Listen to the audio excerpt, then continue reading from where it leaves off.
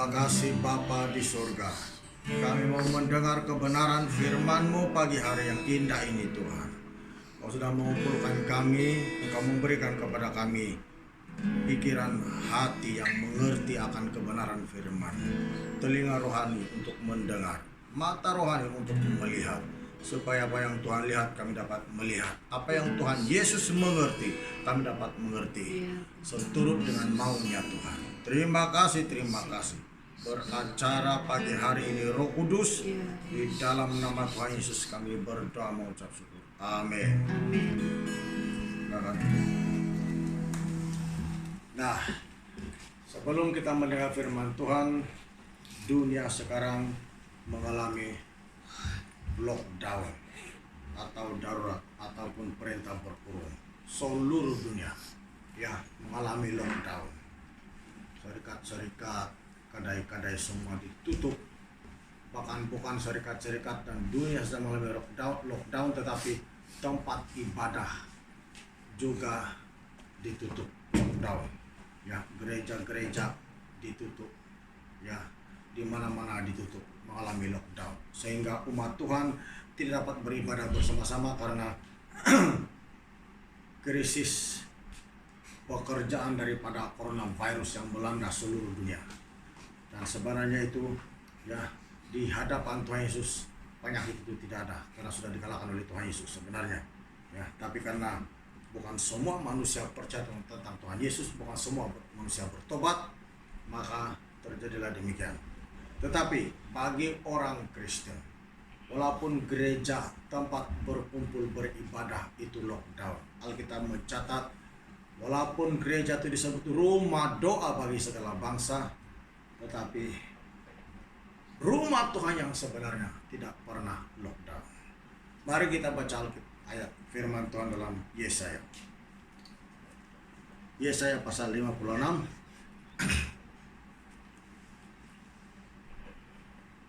Yesaya pasal 56 ayat 7. Mereka akan kubawa ke gunungku yang kudus dan akan kuberi kesukaan di rumah doaku. Aku akan berkenan kepada korban-korban bakaran dan korban-korban sembelihan mereka yang dipersembahkan di atas mezbahku. Sebab rumahku akan disebut rumah doa bagi segala bangsa. Alkitab mencatat rumah Tuhan akan disebut rumah doa bagi segala bangsa. Jadi gereja, bait Allah, tempat berkumpulnya orang-orang Kristen, di situ Allah disebut rumah doa bagi segala bangsa. Tapi buat masa ini seluruh dunia mengalami lockdown, bahkan gereja-gereja di mana-mana pun mengalami lockdown, ditutup ya, karena penyakit coronavirus yang melanda seluruh dunia. Padahal itu sudah ditiadakan oleh darah Yesus ya, sudah ditiadakan oleh darah Yesus. Makanya jemaat Tuhan, yang kita bilang di sini seluruh dunia lockdown, bahkan gereja Tuhan atau rumah Tuhan yang disebut rumah doa itu semua lockdown. Jadi orang Kristen beribadah di rumah-rumah, ada yang live, ada yang macam-macam caranya supaya seluruh jemaat Tuhan ya masih boleh mendengar kebenaran Injil, masih boleh mendengar firman Tuhan, agar tetap bangkit dan bersemangat dimanapun juga umat Tuhan tinggal. Ya, dimanapun mereka berada, tapi tetap mengalami kekuatan baru. Sekali lagi saya bacakan Yesaya 56 ayat 7. Mereka akan kubawa ke gunungku yang kudus dan akan kuberi kesukaan di rumah doaku. Aku akan berkenan kepada korban-korban bakaran dan korban-korban sembelihan mereka yang dipersembahkan di atas mezbahku. Sebab rumahku akan disebut rumah doa bagi segala bangsa. Tapi sekarang gereja ditutup. Dan gereja tidak boleh beroperasi sekarang.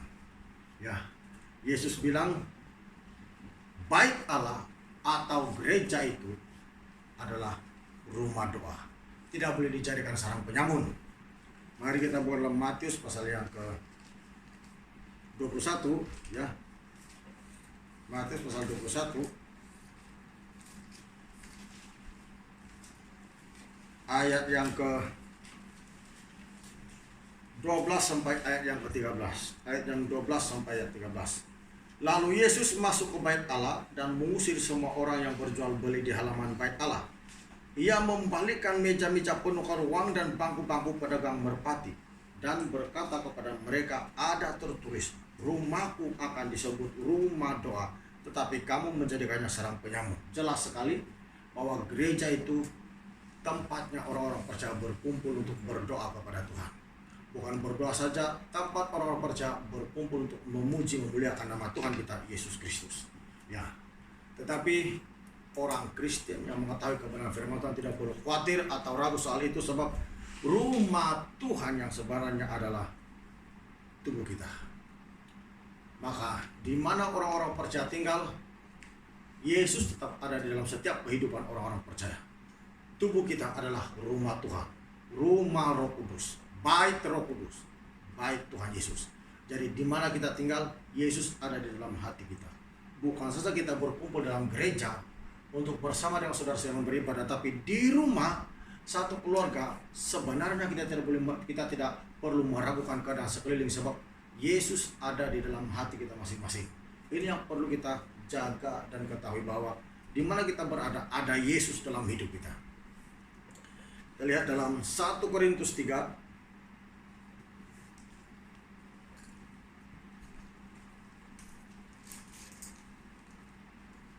ayat 16 hingga 17. Tidak tahukah kamu bahwa kamu adalah bait Allah, dan bahwa Roh Allah diam di dalam kamu? Dia bilang, tidak tahukah kamu bahwa kamu adalah bait Allah? Bait Allah. Kita adalah bait Allah, rumah Tuhan, dan bahwa Roh Allah diam di dalam kamu. Bukan Yesus saja yang adalah anak Allah itu diam dalam diri kita, tapi Roh Kudus juga ada di dalam diri kita. Amin. Bayangkan itu jemaat Tuhan, kalau Yesus ada di dalam diri kita, kalau Roh Kudus ada di dalam diri kita, artinya di rumah, dimanapun kita berada, Tuhan ada di situ. Di setiap rumah tempat tinggal orang-orang percaya, Yesus ada di situ, Roh Kudus ada di situ, Bapa di surga ada di situ. Ya, karena tubuh kita ini bait Roh Kudus, bahkan tubuh kita adalah mezbah doanya Tuhan. Ya, ayat 17. Jika ada orang yang membinasakan bait Allah, maka Allah akan membinasakan dia. Sebab bait Allah adalah kudus, dan bait Allah itu ialah kamu. Jadi rumah Tuhan itu adalah kita. Dan rumah Tuhan ini sangat kudus sekali. Jadi bukan hanya kita beribadah bersama-sama di gereja, kita menjaga kekudusan diri kita, tapi di rumah pun sama juga. Amin. Kita jaga kekudusan hidup kita. Mulut kita juga dijaga. Ya. Orang gagal menjaga ini mulutnya kadang-kadang. Orang senantiasa gagal menjaga ini mulutnya. Dia tidak tahu untuk perkataannya itu boleh mengutuk orang. Pakai mulut itu untuk memberkati, bukan mengutuk orang atau istri atau suami. Harus mulut itu dipakai memberkati. Saya banyak melihat daripada pelayan Kakande itu, tapi semua yang penyebabnya suaminya itu tidak macam berhasil karena mulut seorang istri juga. Anda mau berhasil, harus betul-betul jaga kekudusan, karena tubuh kita ini kudus, tempat tinggal Roh Kudus. Amin. Bukan saja kelakuan tangan kaki kita, tapi mulut juga perlu dijaga. Sebagai orang-orang percaya, karena di rumah kita pun Yesus ada, karena tinggal di dalam hati kita. Di gereja, di tempat perkumpulan, Yesus ada, karena Yesus tinggal di dalam hati orang-orang percaya. Bayangkan kuasa Tuhan itu, dia hadir, dia maha hadir di dalam setiap kehidupan orang-orang percaya. Di mana-mana pun dia hadir. Sebab itu ribuan manusia di seluruh dunia, bahkan ratusan ribu, bahkan lebih daripada itu, Yesus hadir dalam masa yang sama. Sebab dia adalah Allah yang maha hadir. Nah, sebab itulah dia bilang di sini, jika ada orang yang membinasakan bait Allah, maka Allah akan membinasakan dia, sebab bait Allah ialah kudus, dan bait Allah itu ialah kamu. Saya dan Anda adalah bait Roh Kudus. Jadi Yesus ada di sini. Yesus ada memberi Anda. Dan setiap orang percaya, yang betul-betul percaya, yang betul-betul bertobat, yang betul-betul mengenal Yesus Kristus, dan betul-betul mengenal Bapa di surga dalam nama Yesus, pastinya ada Tuhan dalam hatinya. Dia tidak perlu takut semua penyakit itu. Karena Yesus yang di dalam hati kita itu akan menghanguskan setiap pekerjaan setan dan pekerjaan roh jahat demikian yang mendatangkan penyakit itu. Jadi tidak perlu takut. Sekarang tubuh kita apa? Bait Roh Kudus. Kalau Yesus yang tinggal dalam diri kita, bermakna dia menjaga kita.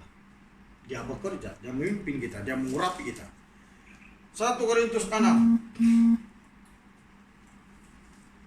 Ya, 1 Korintus 6 ayat 19 hingga 20. Atau tidak tahukah kamu bahwa tubuhmu adalah bait Roh Kudus yang diam di dalam kamu, Roh Kudus yang kamu peroleh dari Allah, dan bahwa kamu bukan milik kamu sendiri, sebab kamu telah dibeli dan harganya telah lunas dibayar. Karena itu muliakanlah Allah dengan tubuhmu. Bayangkan, dia bilang sini tubuhmu adalah bait Roh Kudus, rumah Tuhan, rumah Roh Kudus yang diam di dalam kamu. Roh Kudus ada dalam diri kita, diam di dalam kamu, dia tinggal di dalam diri kita.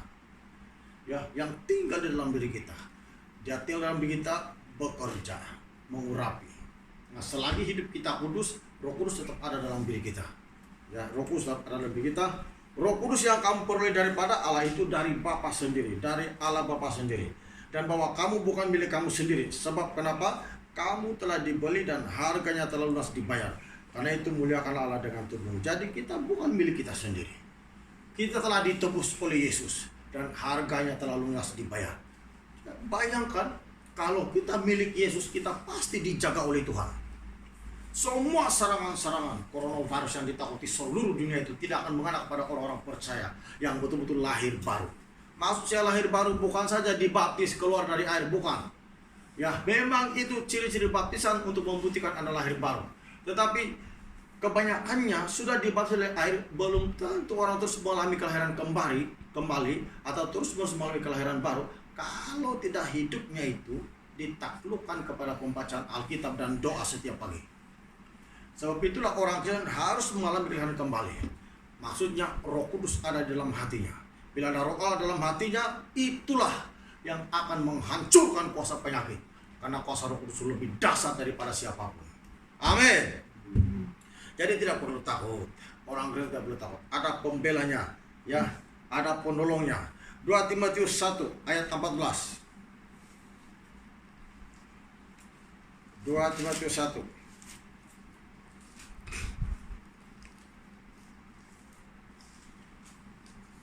ayat 14. Peliharalah harta yang indah yang telah dipercayakannya kepada kita oleh Roh Kudus yang diam di dalam kita. Bayangkan, ya, seperti harta yang sangat berharga dan indah. Jadi bagaimana Roh Kudus tinggal di dalam diri kita, diam di dalam kamu, artinya tinggal di dalam kamu. Pelihara hubungan kita dengan Tuhan, pelihara hubungan kita dengan Tuhan Yesus, dengan Bapa, dengan Roh Kudus, supaya kita tetap berada dalam pemeliharaan Tuhan. Karena Tuhan tinggal. Kalau Tuhan yang tinggal dalam diri kita, di mana kita berada, di rumah, di perjalanan, Tuhan pasti akan menjaga kita. Selagi iman kita tetap melekat kepada Tuhan, tetap percaya kepada firman Tuhan, itu pastinya perlindungan Tuhan itu nyata dalam hidup kita. Jadi orang Kristen tidak perlu takut. Seluruh jemaat Tuhan yang menyaksikan dan yang mendengar pemberitaan ini, ingat, dimanapun kamu berada, di rumah, di mana saja, di kamar mandi, di kamar tidur, jangan takut.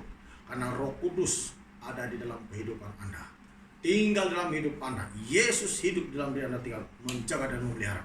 Karena kita telah ditebus, ya, dan telah lunas dibayar, dan kita adalah milik Tuhan Yesus Kristus. Yohanes 14, kita lihat firman dalam Yohanes pasal 14.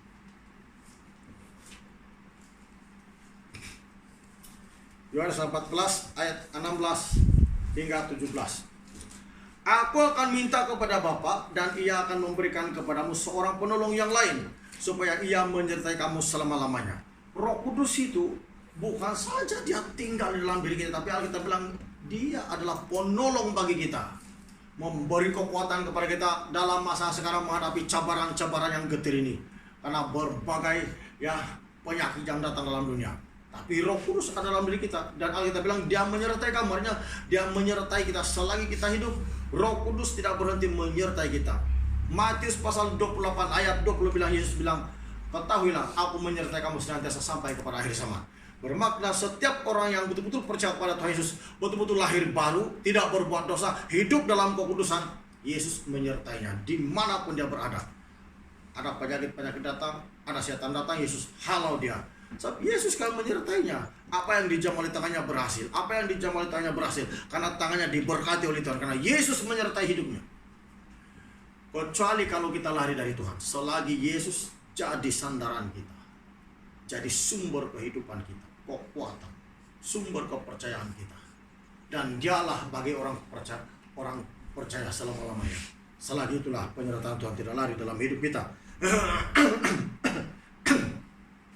Ayat 17, yaitu roh kebenaran. Dunia tidak dapat menerima dia sebab dunia tidak melihat dia dan tidak mengenal dia. Tetapi kamu mengenal dia sebab ia menyertai kamu dan akan diam di dalam kamu. Nah, lihat itu firman Tuhan. Ya, dalam Yohanes pasal 14 ayat 17 tadi, Roh Kudus itu menyertai kita, dan dunia tidak mengenal Roh Kudus sebab Roh Kudus tidak akan tinggal dalam kehidupan manusia yang masih hidup secara duniawi. Kecuali dia sudah bertobat, Roh Kudus akan tinggal dalam kehidupan orang-orang percaya. Jadi kalau kita mau kita percaya, Roh Kudus ada dalam diri kita. Coba kita imani itu firman Tuhan, perhatikan itu firman Tuhan. Dia bilang di sini, ya, tetapi kamu mengenal dia, yaitu Roh Kudus, sebab ia menyertai kamu dan akan diam di dalam kamu. Dia menyertai kita seperti Yesus juga, dan akan diam di dalam diri kita. Dia maksudnya tinggal di dalam diri orang-orang percaya. Yakin, percaya bahwa Roh Kudus tinggal di dalam hati kita. Harus yakin percaya bahwa Roh Kudus tinggal di dalam hati kita. Kalau Roh Kudus yang tinggal dalam hati kita, tidak mungkin tidak akan berkurang perbuatan-perbuatan duniawi dan keinginan duniawi dalam hidup kita. Karena Roh Kudus itu menyertai kita. Roh Kudus itu memberi buah dalam hidup kita. Tanpa Roh Kudus, kehidupan orang tidak berubah, tidak ada buah-buah roh pertobatan. Roh Kudus itu memberi buah. Jadi kalau Roh Kudus tinggal dalam diri kita, buat apa kita mau tahu dalam keadaan sebenarnya? Yang penting kita harus beriman. Kita orang percaya mengajak orang yang tidak percaya beriman kepada Yesus, supaya mereka juga percaya bahwa Yesus itu Tuhan, menjaga, menyembuhkan orang-orang sakit dan melindungi kita daripada segala hal yang jahat. Karena Tuhan Yesus telah menebus kita dengan korban tubuhnya sendiri. Mari kita sekali lihat 1 Yohanes 4.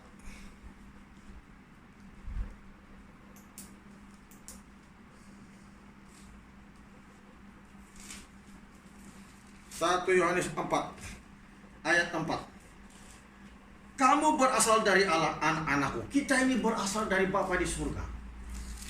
Memang kita bukan dari surga turun ke dunia, tapi disebut Alkitab, kamu berasal dari Allah, anak-anakku. Sebab kita telah menerima Yesus sebagai Tuhan dan Juru Selamat kita.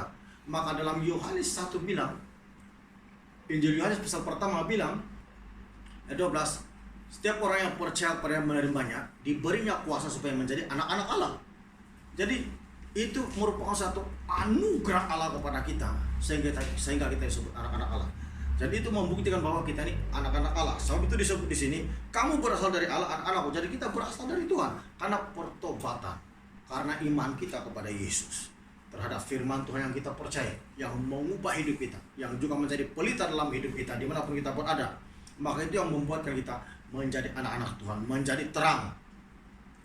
Dia bilang di sini, kamu berasal dari Allah, anak-anakku, dan kamu telah mengalahkan nabi-nabi palsu itu, yaitu roh-roh jahat yang berkeliaran di dunia sekarang. Sebab roh yang ada di dalam kamu lebih besar daripada roh yang ada di dalam dunia. Apa kita bilang? Roh yang ada di dalam kamu lebih besar daripada roh yang ada di dalam dunia. Bayangkan kuasa Roh Kudus itu begitu dahsyat sekali. Bayangkan itu. Roh Kudus mengalahkan roh coronavirus yang ditakuti orang. Roh Kudus mengalahkan roh jahat. Roh Kudus mengalahkan apapun jenis sakit penyakit. Apa yang kita mau takuti? Jadi di mana kita berada, di mana tempat tinggal kita, kalau kita tetap percaya kepada firman Tuhan, percaya kepada Yesus, Yesus ada di situ di rumah kita masing-masing. Yesus tinggal dalam hidup kita, Dia menyertai kita. Dan Roh Kudus yang tinggal dalam diri kita itu lebih berkuasa daripada segala jenis penyakit apapun, bahkan roh jahat. Amin.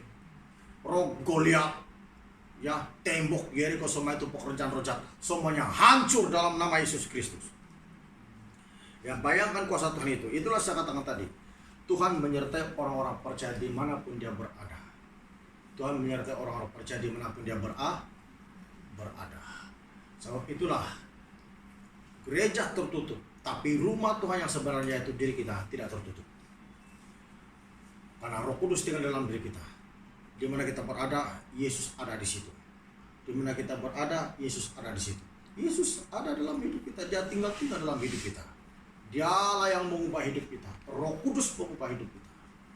Maka kita harus terus percaya dan beribadah kepada Tuhan. Jadi sebelum kita akhiri firman Tuhan ibadah hari ini, saya terlebih berdoa untuk penuntun yang sedang menuntun sekarang. Setiap yang sakit dimanapun Anda berada, entah ada penyakit demam, apa semua, Anda sentuh screen ini, maka urapan Tuhan akan mengalir kepada Anda saat ini. Dalam nama Yesus, apapun penyakit demam, penyakit apa saja yang dilemparkan roh jahat dalam setiap kehidupan jemaat Tuhan, saya hancurkan dalam nama Yesus, dan api Roh Kudus membakar hangus penyakit bestiality dalam nama Yesus. Gangguan dari setan hancur, roh jahat hancur dalam nama Yesus, api dalam nama Yesus. Dalam nama Yesus saya perintahkan kebebasan dan kesembuhan dalam nama Tuhan Yesus saya berdoa. Amin.